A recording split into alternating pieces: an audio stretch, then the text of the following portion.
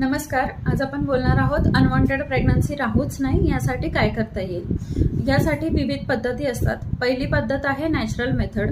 यामध्ये पाळीनुसार सेफ आणि unsafe days कोणते आहे हे ओळखून फक्त सेफ डेजमध्येच शारीरिक संबंध येऊ देणे. दुसरी मेथड आहे बॅरियर मेथड. यामध्ये मेल किंवा फिमेल कंडोम्सचा वापर केला जातो. तिसरी मेथड आहे पाळीच्या 4थ्या किंवा 5व्या दिवशी कॉपर टी बसवणे. चौथी मेथड आहे 21 दिवसाच्या गर्भनिरोधक गोळ्या घेणे. आणि 5वी मेथड आहे कुटुंब नियोजनाची शस्त्रक्रिया करणे. म्हणजेच याला बोलीभाषेमध्ये आपण फॅमिली प्लॅनिंग ऑपरेशन असं म्हणतो. ह्या जरी विविध पद्धती असल्या तरीही तुमच्यासाठी कोणती पद्धत बेस्ट आहे ह्यासाठी तुम्ही तुमच्या डॉक्टरांचा सल्ला नक्की घ्या. धन्यवाद. आणि अनवॉन्टेड प्रेग्नन्सी राहणार नाही याची पूर्ण काळजी घ्या.